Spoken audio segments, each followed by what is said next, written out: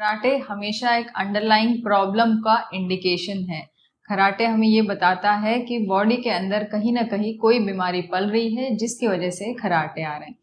खराटे क्यों आते हैं? अगर हम ये देखें, खराटे ऐसी आवाज़ें हैं जो हमारे सोने के बाद या लेटने के बाद हवा जब हमारे अंदर जाती है, जो हम सांस लेते हैं, जो अंदर हवा जाती है, कहीं ना कहीं उस हवा के रुकावट हो रही है, कहीं ना कहीं वो हवा को दबाव पड़ रहा है अपनी नॉर्मल रूटीन पैसेज में जाने के लिए, चाहे वो नाक में हो रहा हो, चाहे वो गले में हो रहा हो। हवा की रुकावट की वजह से अंदर जो हवा जाती है उसमें वाइब्रेशन ज़्यादा होती है, तब हमें खराटे की आवाज़ें आना शुरू हो जाती है।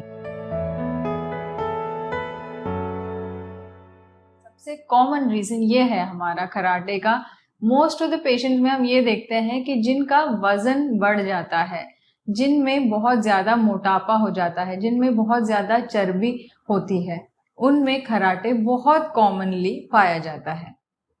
स्पेशली जिनका सडन वेट गेन होता है उनमें तो डेफिनेटली खराटे की प्रॉब्लम बन जाती है। ठीक है, दूसरी चीज़ ये देखना ज़रूरी है कि अगर इनको खराटे जो आ रहे थे ये सिर्फ वेट गेन के बाद ही आ रही हैं कि कोई और चीज़ भी है जिसकी वजह से खराटे आ सकते हैं। जब आप किसी स्पेशलिस्ट के पास पहुंचते हैं, कोई ईएनटी स्पेशलिस्ट के पास जब आप जाते हैं खराटे की प्रॉब्लम लेके, तो सबसे पहले ये देखना ज़रूरी हो जाता है कि हवा जो ले रहे हैं अंदर उनकी कहाँ रुकावट हो सकती है। रुकावट जैसे हम नाक से सांस लेते हैं, जब भी हम सांस लेते हैं तो सांस हमारी नाक के द्वारा जाती है, पीछे नाक के पीछे, और फिर गले में जाती है, फिर हमारे वो लंग्स तक पहुंचती है। फर्स्ट स्टेप पे जो हमारी नाक है, नाक में हो सकता है कहीं आपकी नाक की हड्डी टेढ़ी हो, या फिर हो सकता है नाक में मांस बढ़ा हुआ हो, या हो सकता है कोई और कारण हो जिसकी वजह से नाक में सूजन आ रही हो, जैसे एलर्जी हो सकता है, जैसे बार बार नाक बहना हो सकता है, एलर्जी के कारण जो स्वेलिंग आ जाती है, जो ऑन एंड ऑफ चलती है, ये सब के कारण भी हो सकता है जिसकी वजह से खराटे आ रही हों।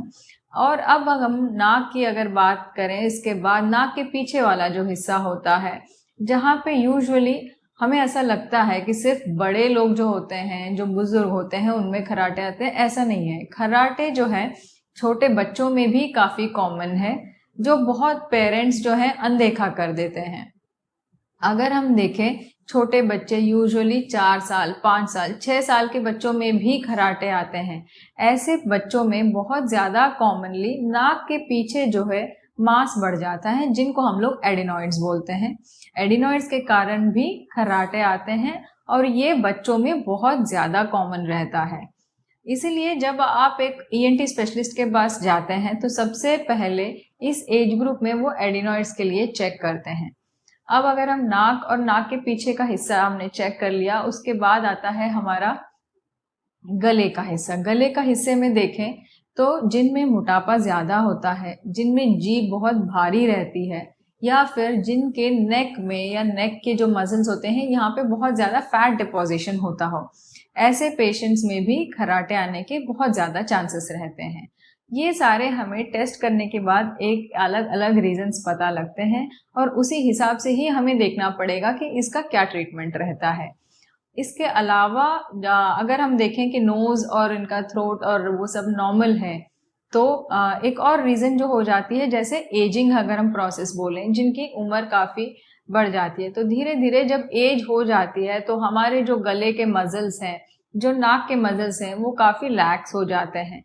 तो जब मसल्स में हमारी वो स्टिफनेस नहीं रहती है, तो मसल्स बहुत लैक्स हो जाते हैं हमारे, तब भी हवा के पास होने में उनमें वाइब्रेशन होती है, और जब उनमें वाइब्रेशन होती है तो वो खराटे जैसी आवाज़ प्रोड्यूस करते हैं। ये कारण बहुत कॉमन है एज्ड पेशेंट्स में, जो बुजुर्ग लोग होते हैं उनमें ये बहुत कॉमन है। और उसके अलावा जो हम अगर लाइफस्टाइल की चीज़ें देखें, तो जो लोग स्मोकिंग करते हैं, जो लोग अल्कोहल लेते हैं, इन पेशेंट्स में भी स्नोरिंग का बहुत ज़्यादा कॉमन रीज़न पाया जाता है। स्नोरिंग का अगर हम घरेलू उपाय की बात करें तो सबसे पहले हम ये जान लें कि बिकॉज हमारा जो वेट है, पेशेंट का जो वेट है, वो बहुत इम्पॉर्टेंट फैक्टर प्ले करता है, बहुत ही एक इम्पॉर्टेंट रीज़न होता है खर्राटे का। तो सबसे पहले पेशेंट को यही बताने की हम कोशिश करते हैं कि वेट लॉस उसका मेन स्ट्रैटेजी रहना चाहिए। वेट कम करना डे 1 से शुरू कर देना चाहिए। धीरे धीरे जैसे वेट कम होगा वैसे वैसे खर्राटों में थोड़ी इम्प्रूवमेंट आना शुरू होगा। जैसे वेट कम करने के लिए हम लोग योगा करते हैं, एक्सरसाइजेस एडवाइस करते हैं पेशेंट को। पेशेंट जिम भी जा सकता है, डाइटिंग है, हेल्दी डाइट ले सकते हैं। ये सारी चीज़ें करके वेट लॉस करना बहुत ज़्यादा ज़रूरी हो जाता है खर्राटे अपने कम करने के लिए। दूसरी चीज़, जब एक बारी वेट लॉस का प्रोसेस अगर स्टार्ट होता है, क्योंकि वेट लॉस का प्रोसेस काफ़ी लंबा चलता है, तो इसके लिए पेशेंट को काफ़ी डेडिकेटेड रहना पड़ेगा और पेशेंट को ये जानना ज़रूरी है कि वेट गेन, उनका वेट जो बढ़ा हुआ है वो उनका कारण है खर्राटे के लिए। तो वेट कम करना उतना ही इम्पॉर्टेंट है और उसके लिए बहुत डेडिकेशन और बहुत पेशेंस की ज़रूरत है। दूसरी चीज़, वेट लॉस के अलावा जो हम देखें तो हमें लाइफस्टाइल चेंजेस करनी है, हैबिट्स चेंज करना पड़ेगा।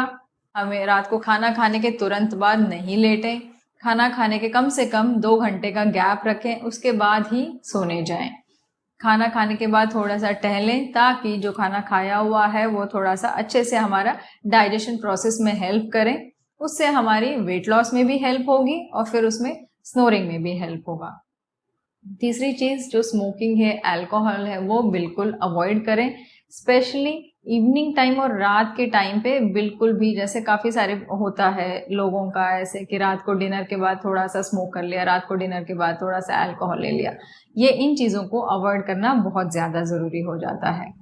और अगर जब हम लेटते हैं, खर्राटे बहुत ज़्यादा आते हैं, तो खर्राटे का कुछ ऐसा स्पेसिफिक पोस्चर होता है, जैसे हम पीठ के बल लेटते हैं तो उस टाइम पे हमारी हवा बिल्कुल सीधे होके जाती है, तो आवाज़ आने के चांसेस बहुत ज़्यादा रहते हैं। तो ऐसे पेशेंट में हम पेशेंट को ये एडवाइस करते हैं कि पीठ के बल ना लेटें, उनको एक करवट लेके लेटें, चाहे वो राइट साइड या लेफ्ट साइड, जैसे उनको कंफर्टेबल लगे, एक करवट लेके उनको लेटना चाहिए। इससे खर्राटे की आवाज़ में पहले से थोड़ा सा इम्प्रूवमेंट हो जाएगा। यूजुअली खर्राटे की प्रॉब्लम उनको, पेशेंट को खुद को नहीं होती, साथ वालों को होती है, बट जब ऐसा रहता है तो ये जानना ज़रूरी है कि हम अपने सर को, जो मतलब जो पेशेंट होता है उनका सर अगर हम थोड़ी सी हाइट पे रख के सोएं तो उससे भी खर्राटे की आवाज़ में खर्राटे आने में काफ़ी बेटर लगता है। तो इसके लिए हम थोड़ा सा मोटा तकिया लेके सो सकते हैं। मोटा तकिया लेके सीधे ना लेटें, एक करवट लेटें, तो उससे भी काफ़ी हमें बेटर लगेगा। बहुत ज़्यादा अगर हमें नाक बंद लग रही है सोने से पहले, तो हम थोड़ा सा गर्म पानी करके उसका भाप भी ले सकते हैं, जिससे थोड़ी सी नाक खुलने में हेल्प हो जाएगी और उसकी वजह से भी खर्राटे हमारे कम हो सकते हैं। जो एलर्जी हो रही है उसकी वजह से भी खर्राटे आते हैं, तो हमें ऐसी कोई चीज़ अवॉइड करनी चाहिए, ऐसी चीज़ों का परहेज़ रखना चाहिए जिसकी वजह से हमें एलर्जी हो रही हो।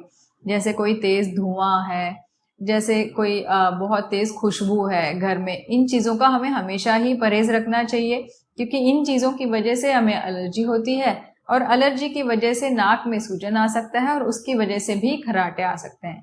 तो घर पे रह के हमें इन चीज़ों का परहेज़ करना चाहिए ताकि इनका जो इफ़ेक्ट है, जिनकी वजह से खर्राटे आ रहे हैं, वो इफ़ेक्ट इनका कम हो। अगर इसके बाद भी हमें लगता है कि नहीं, खर्राटे की इशू सॉर्ट आउट नहीं हो रही है, ये सॉल्व नहीं हो पा रहा है, तब फिर ईएनटी स्पेशलिस्ट के पास बिल्कुल चले जाएं, एक बारी चेक करा लें और जो उसका रीज़न है, अंडरलाइंग जो कॉज है, उसकी ट्रीटमेंट करा जाए।